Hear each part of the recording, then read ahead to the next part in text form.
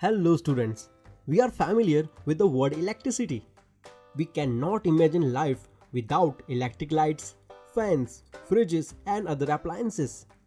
Electricity is also important for industries, for communication through radio, television, internet, etc. Electricity is used round the clock.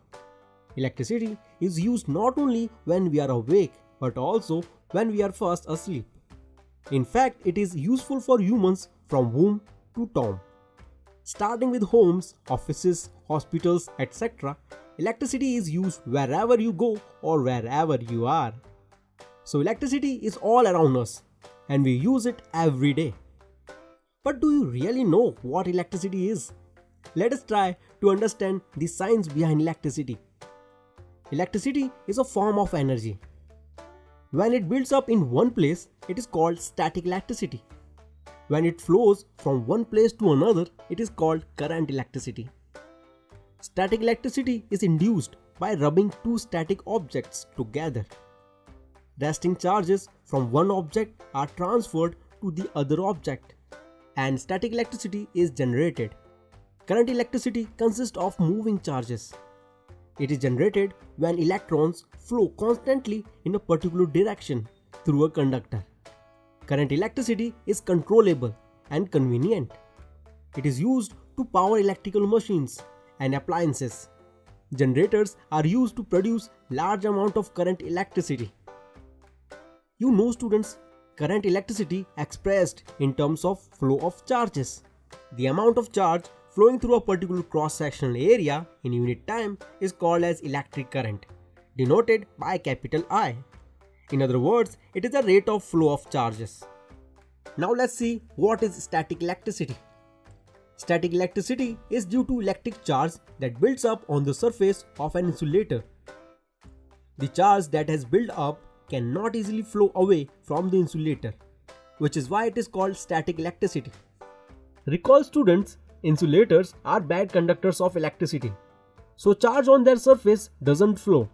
Students, do you recall getting an electric shock when you touched a metallic doorknob or put on warm blankets in the dry winter months? Due to friction between your body and other object, for example, if you walk across the carpet or when you wear socks, your body collects extra electrons due to friction. These electrons cling to your body and get released when you touch something such as doorknob or another person, and you experience an electric shock. Do you know why?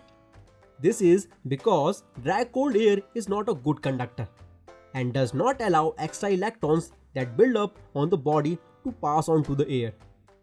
When you touch a doorknob which has overall positive charge with few electrons on its surface as compared to the body, the extra electrons want to jump from you to the knob. So the tiny shock you feel is a result of quick movement of these electrons. Can you think why we don't experience such shocks in summer? As the hot and humid air during summer is a good conductor and it allows electrons that build up on the body to pass on to the air. So static electricity refers to an imbalance between the negative and the positive charges on an object. Now let us talk about current electricity, also called as electric current. This is nothing but the rate of flow of charges or electrons in a conductor.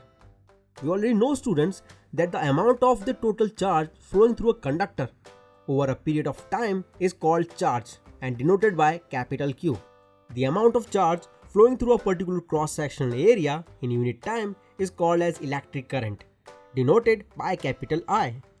In other words, it is the rate of flow of charges. The unit of current is ampere and it is measured by an instrument called ammeter. So students, we have seen that both static and current electricity is due to imbalance in charges. So it is important for us to know more about charges. We will do it in our next video.